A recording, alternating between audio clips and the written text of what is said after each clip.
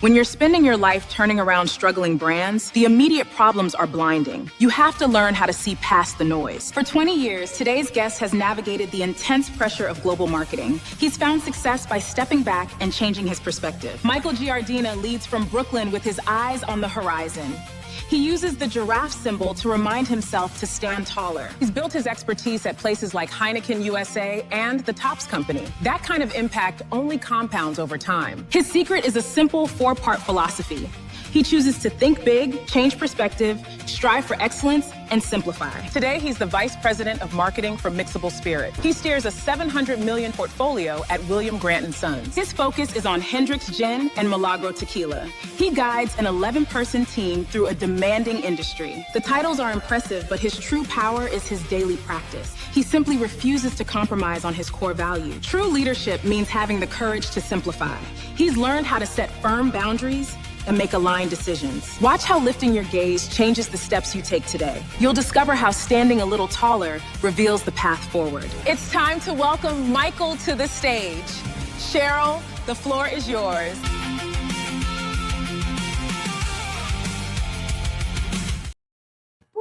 Hello, Mr. Giardina. Just taking you off mute there. Hello, good morning, my brother. Hey, what's up? I'm wonderful. I'm great. Every day I'm great. Oh, you are. You're amazing. That's why I was so excited when you agreed to be on as a guest. I could not be happier. My pleasure. Are you kidding me? Stop it. I'm so happy to be here. Oh, man. Oh, man. How'd you like that intro? I know. First of all the images, like me in the control room. It's like, whoa, what's going on here? I love it. It's great. Oh, that's so cool. That's so cool. So, I mentioned before, like, dude, I was so ridiculously inspired by your LinkedIn banner. Who would think that I know when you posted that, you probably weren't thinking someday someone's didn't think I'd be here talking about giraffes. That's for sure. I know. But before we get into it, because I'm going to peel your brain apart with all of this, Mildred, do we have a hot take? There's a hot take that I wanted to watch with you, get your thoughts on it. Because when Ingrid found this for me, she gets all of our hot takes, and we both watched it and said, ooh, this is a good one for our topic today. So we're going to play it. We're going to get your thoughts, and then we'll get into you and your tall friend. Cool? Yeah, let's do it. All right, let's do it. Okay, Mildred, let's play. Michael will accept the $250,000 salary guaranteed, and the shoe will be named for Michael and our family. What? Yes. Really? Mr. Vaccaro, don't sound so surprised. No, great decision. You're not going to regret it, and I can give you my personal guarantee. I'm not finished. Michael will get a percentage of the revenue of the sale of each shoe that is sold. I'm sorry? Not all Nike shoes, just the ones with his name on them. Oh, Mrs. Jordan, so that's not how the business works. I mean, they invest the capital and they get the reward, and that's how it goes.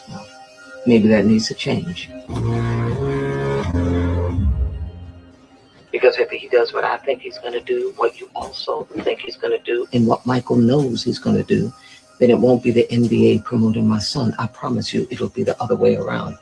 And in that case, he deserves a piece. A shoe is just a shoe until my son steps into it.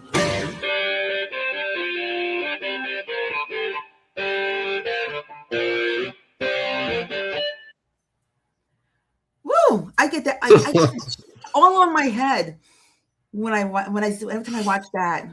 What does that bring to mind for you? Confidence, man. I mean, the confidence to step out there. It's funny. It made me think of certain times in my career, but I didn't even realize I was doing it. Yeah.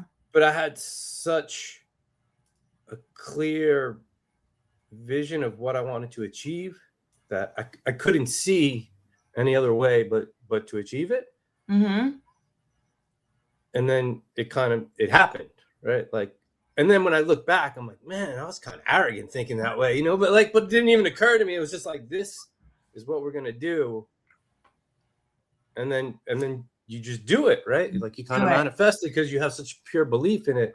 You don't see another option. That doesn't mean you didn't have setbacks. It doesn't mean things didn't go exactly as you written them down, but you do it. And that's what I saw when I saw that, like just the pure confidence. And sometimes throwing that ambitious, big thing out there and making it public, you remove the choices of failure. That again doesn't mean you're gonna hit 1,000 the whole way through.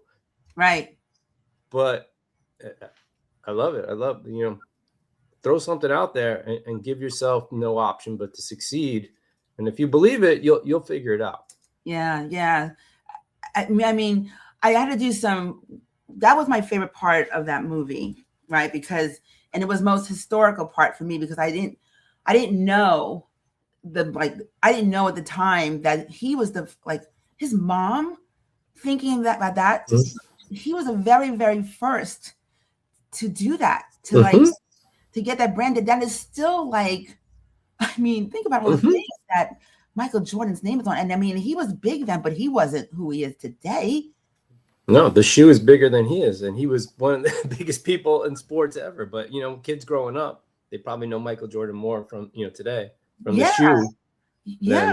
Than, Yeah, exactly. And so what was your Michael Jordan moment? Because I remember, Michael, you and I, we have known each other for a very, very long time. And I remember when you were first getting yourself out there, you did do some unconventional, you did do some Nike, the shoe things. What was the craziest thing that you've ever done that paid off? That you look back, as you said, and I'm like, shit, I was arrogant, but damn, it worked. Yeah, man, it's an interesting question because I don't know if I view it as crazy, quite honestly, but I've always, my entire career, my entire life, not even in my career, I've always tried to do things that are not the typical route, whether to stand out, to push myself, to challenge, to gain, just to be different, to gain different things, to come out of different ways. I try to build that into my philosophy for everything I do. Being in marketing too, being distinctive is kind of central to how you build a brand, and maybe there's some of that in there. But so I've always tried to approach it that way, right? When I first graduated, and it was during the .com boom, graduated college, and all my friends were just getting jobs and getting paid a lot of money. Money was getting thrown around. Yeah. And I went to Europe for a year. And, I didn't go to backpack. I went to live, right? And, I brought a little bit of money with me, but I didn't know anybody in Europe. I didn't know where, I knew I was going to Prague, but I didn't know, I just landed, right? And let's figure this out. And let me see if I can establish a life and survive, essentially, and I did. And I didn't do that. Yes, of course, it was great. I get to see Europe, and that was in the background. But the main reason I did that was I wanted to gain experience in a different way. And maybe there is arrogance to this, where I thought the job market will be there. It'll wait for me. Right. I could come back, but I wanted to just try to do something different and gain and push myself in a different way. Right. And that's just a small example. So I've tried to do that throughout my life. And what I've realized is as you get more responsibility, I was going to say get older, but that's not necessarily it. As as you make more money, as you have more people relying on you, whether it's your family, your kids, mortgage, whatever, everybody has something. Right. It gets harder and harder to be non-traditional because there's more at stake. And the system doesn't, and I use the system as I don't want to sound like a conspiracy theorist here, so I'm not, but the system is designed for you to conform. Oh, 1,000%. Yeah. So it gets harder and harder to push outside of the system because you have more at stake. But if you want to be better than good, I was going to say mediocre, but better than good, you have to break out of the system. Because if you conform, you just become everybody else. And that's not necessarily bad. Again, you could be good at doing that. But if you want to be more than that, you have to find ways to break out of the system. Then it becomes, okay, what parts of the system can I break? And what parts do I have to kind of roll with a bit? you know, and the more successes you have in breaking things a little bit, you can start to break bigger things, right? Of course, right. Right. So that's kind of how I approach my life and my career. But you know, when I was young and naive, it was just something I did and thought, you know, everything will work out. Now I have to be much more purposeful about it because it gets harder and harder, and you know, the stakes are higher. Yeah, of course. You got family, you got responsibilities, that kind of thing. You have a life. So how are you doing it today? How are you pushing a little harder? How are you standing a little taller today? Yeah, that it's there's a lot of levers to that answer, and I also, you know, I figure it out every day just like everybody else. Like, you know, I wish I had the perfect solution all the time, right? Yeah. You don't. There's a part of it where, you know, as a leader, you're building a team. You can't do anything without your team, right? So building your team the right way, enabling them, letting them take the responsibilities that allow you to push yourself and further, right? Because if you're bogged down on the stuff that you've always done, you're not growing and you're not developing, and you're not stepping outside of the lines at all. You have to kind of understand when you're pushing the boundaries. If you push too far, you could become ostracized, right? Like, yeah, possibly, depending upon what the boundary is. right. But that's like, so that's why you have to start to be much more, as I got, you know, where I am now, much more selective. Where can I push? Where can I see opportunity? Where do I have to conform, at least for now, right? Versus just going in and being a complete disruptor and just breaking everything. And I guess there's people that are successful in that, and we tend to publicize and popularize those people, the Elon Musks of the world, the Steve Jobs. But I guarantee you, they weren't doing that from day one, right? They were no, they got there over time, right? And they had their failures, and they learned, and then over time it worked out, right? So we always look at the end product, and we go, "Oh, this is great," and we want to be that way, and we try to jump there because we don't realize the journey that got people there. And the story's in the journey, really. It's not in the end result. Yeah. Oh, I love that. Story is in the journey, not in the end result.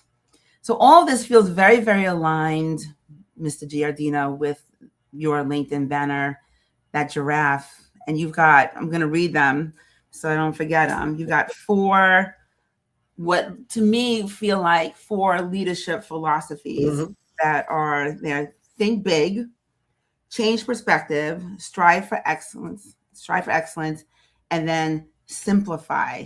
And I want to, and by the way, you're getting a lot of love right now. Thank you. But Dwayne was saying Brother Michael, and he wasn't talking about Michael Jordan. He was like, fire. What's up, Dwayne? How are you? Fire. We got Leah. Oh my, the Alliance. So Mo is out there calling out the Alliance, which is a fake male bonding thing that some of my friends like to do. But he does say, throw yourself out there and give yourself no option but to succeed. And Michelle is saying, I think we have to be intentional about the timing and how we push. And also Stephen Davis. Yeah. And Stephen is really tall. Stephen is 6'7". So he said he had to learn it's great to be tall. Target, we should not apologize. Yeah, spoken like a 6'7" man. Spoken like a 6'7" man. So thinking big, like, is that related to what you were saying before? Like, how? Talk to us about what does that mean for you in your own world? I mean, yeah, absolutely. I mean, if you don't think big, if you're not trying to push beyond, let me frame it this way. People, we put limits on ourselves in every aspect of life. And most people, like the human beings, are designed to look for comfort, right? And you have to find ways to push past those limits, because you can do so much more than what you think you can. but you're going to have to go through some stuff to realize that. Yeah. Right. Yeah. So, and I've learned that, I've always been in competitive sports. I like to do combat sports a lot. So like that I really learned that. And like when I used to compete, and, I was scared as hell. And it was not fun. In training, you got beat up a lot, and I got lots of injuries, and it was painful and emotionally taxing and stressful and all those things. But you push through it, and you become a stronger person for it, right? So we have to find, that's me. You have to find those things that are going to actually make you uncomfortable. And it's such a cliche. People talk about make me uncomfortable. I want to feel uncomfortable. No, you don't, right? Like, unless you really know what you like, being uncomfortable means you're probably going to fail. You're probably like, you got risk of getting hurt. Like, you got to put yourself in risk in some way, shape, or form. Yeah. And then learn how to deal with that. Right? Learn how to deal with the stress, the challenges, the failures, the bounce back. So to me, that's what thinking big is, right? And I kind of said in the beginning, like, give yourself an audacious goal and then remove the ability to fail or the option to fail. That's the same philosophy, right? Like, you have to do things that are going to push you beyond what you believe you're capable of. And that could be in business, that could be in your personal life, and really challenge yourself, and you will surprise yourself every single time. And I've learned that there's no limits to what you can push yourself to do, as long as you're willing to endure what it takes to get there. And then you're surprised by those limits. I was talking about before in my monologue, the things that I'm doing right now, I'm literally pushing myself. I'm floating way, way beyond my comfort zone right now. But then you're amazed on the other end as you're doing it. You're like, oh shit, look, I'm doing it. Yeah. And then it stops becoming surprising. And then you focus on, it never stops becoming challenging. Right. But it stops becoming surprising. You start to expect it, but then you still got to figure out how to do it and how to push yourself there. Yeah. Yeah. And you and I were having a conversation backstage in the green room, the virtual green room, about I want you to share with everybody, like, because you talked about jujitsu and your morning routine has inspired me to get off my ass and get down to my Peloton when I really rather just sleep another, 10 minutes before I start my day. Can you just share, where does that come from? Like, share what you told me. And then fighting sports have always been a part of my life since I was a kid. I've always been an athlete in some way, shape, or form. So it goes beyond like just physical, well-being. For me, it's a mental thing. It's almost a spiritual thing.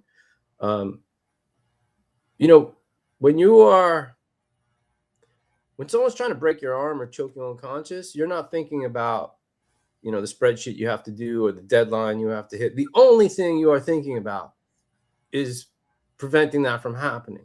Right. So there's a beautiful clarity in that. Right. So it's a form of meditation in many ways. Although I do meditate as well, but it's a form of meditation. Like, you're so singularly focused, you can't worry about any other little thing outside of the exact second or instance you're in. So for me, it cleanses my mind, and then I come out clear, and it helps me approach the day, and it obviously keeps me physically fit. Right. So, but to do that, I don't want to sacrifice time with my family. Obviously, I have a busy job, so I have to do it early in the morning when everyone's asleep, right? So I wake up at 5 a.m., 4 to 5 days a week. Actually, I wake up at 5 a.m. every day, but 4 or 5 days a week, I go to jiu-jitsu, whether it's cold, whether it's hot, whether it's raining, whether it's snowing. And I show up and I go through it.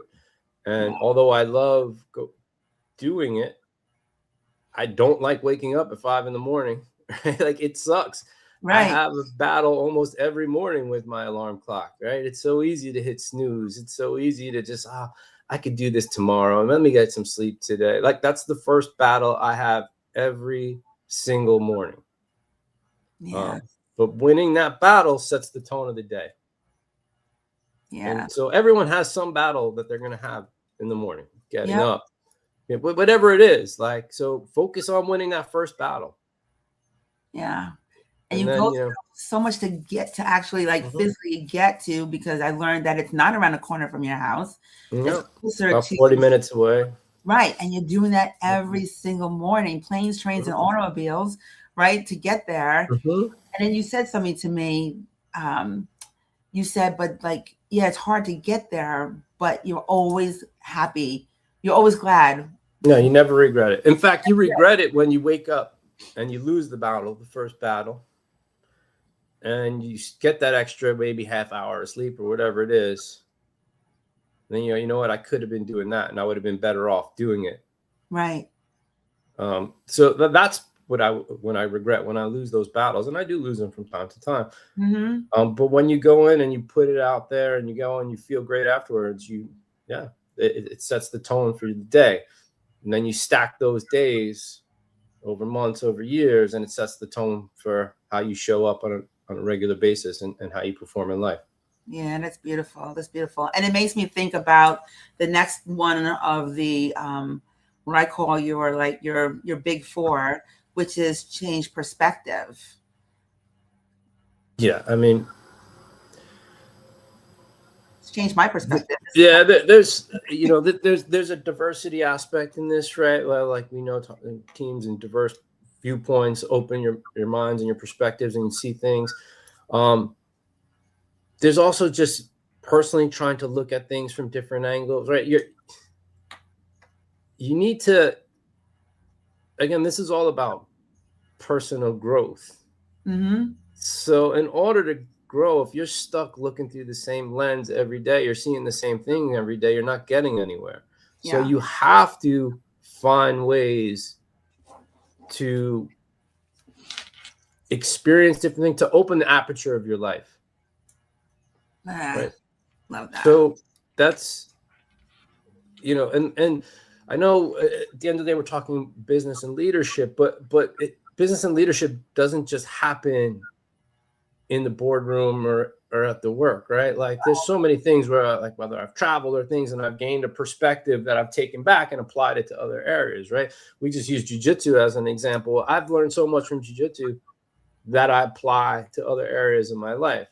Right. So you have to find ways to take in different inputs to broaden your view of what's possible, what you can do, combining ideas to get to those different places, right? To get to those different, talked about in the very beginning, breaking things, right? It sounds like a negative, but you're not really trying to break things. You're trying to shift them or evolve them into new, different, better places. Absolutely. Absolutely. So how does that relate to striving for excellence? I mean, everything is so interconnected. And that's beautiful. I mean, you could write a whole book on your banner. I mean, I absolutely hate and fear mediocrity. Fear it. Yeah, like the last thing in life I want to be is mediocre. If I'm building a brand strategy or a brand, the last thing I want it to be is vanilla, middle of the road.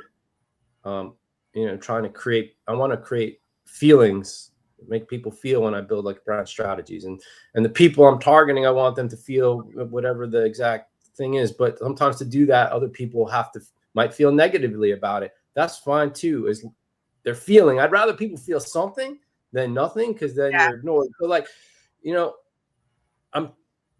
so that's what I mean. But like, I don't want to be mediocre in anything I do. So that's like, it's so interconnected, all of this. So I'm just trying to continually push myself beyond the norm.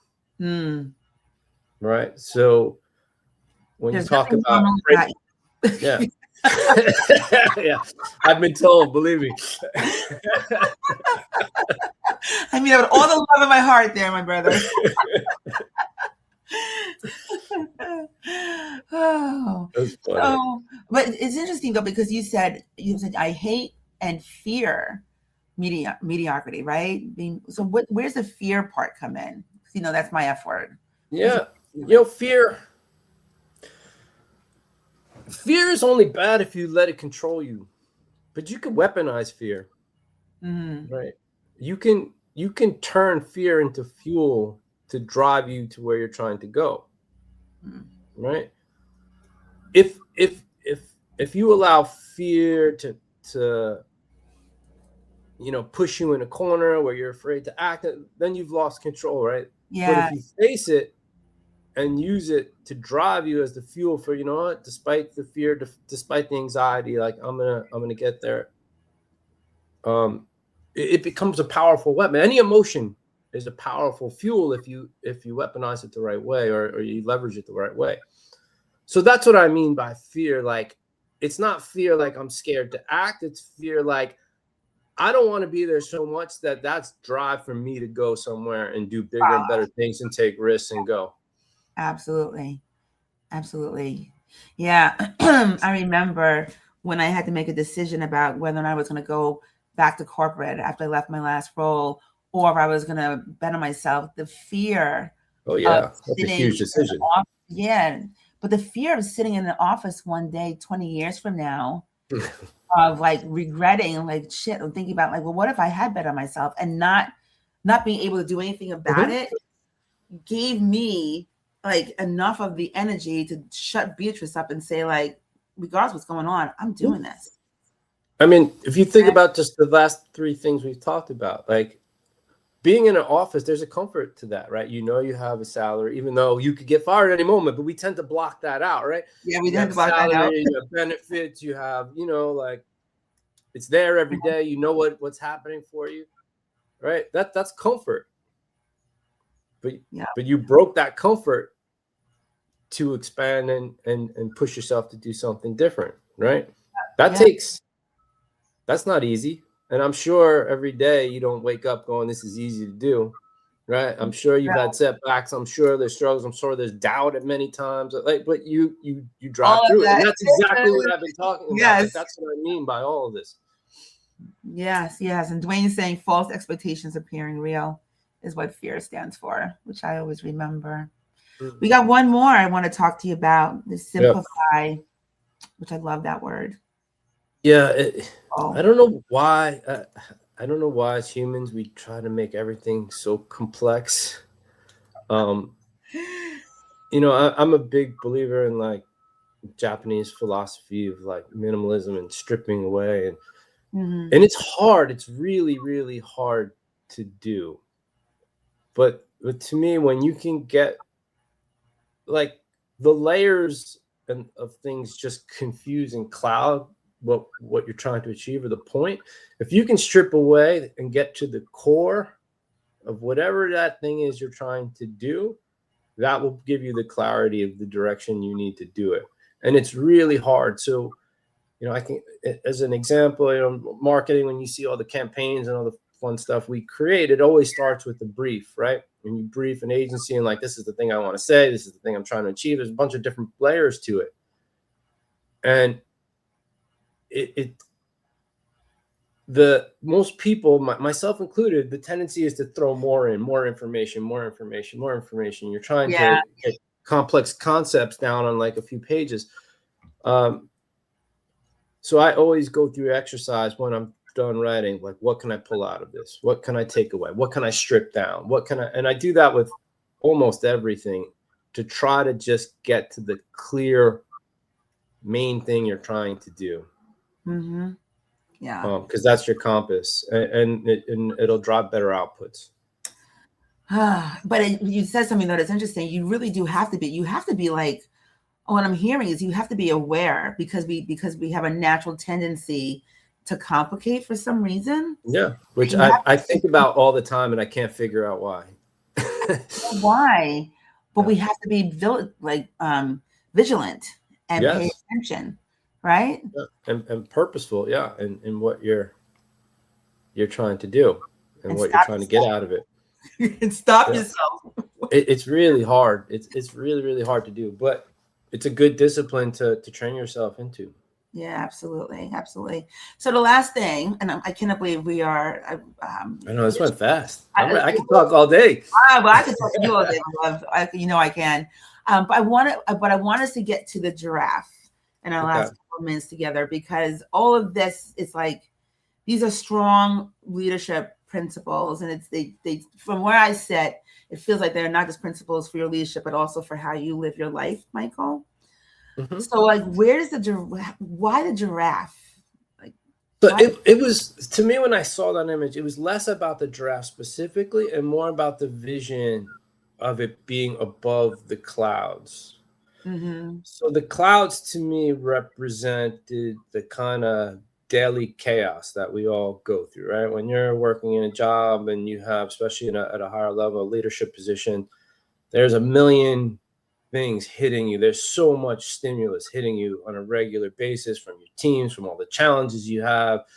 And you have these big things you have to think about, but all the little tactical things are hitting you at a regular basis. And if you can't rise above that, it's going to be extremely challenging to do a lot of what I'm talking about. So that was part of it, just getting above the noise so you can have the clarity to create the visions and the directions and the strategies that you need to go where you're trying to go. Mm-hmm.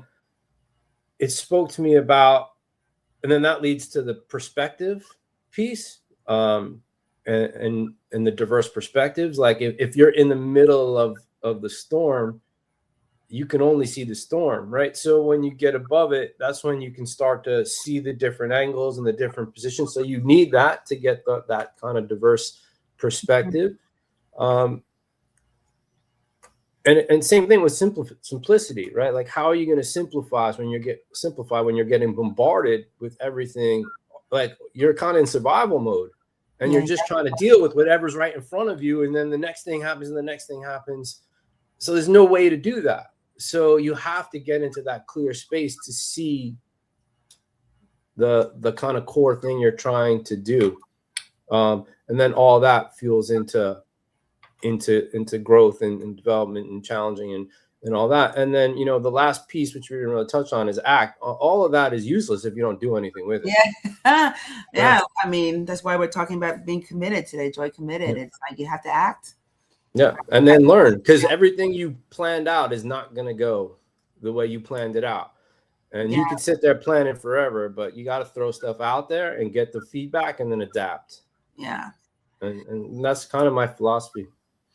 Dude, you have no idea. You're like breaking me wide open right now, because your reason for the giraffe, the clouds, and the sky is my philosophy for joy.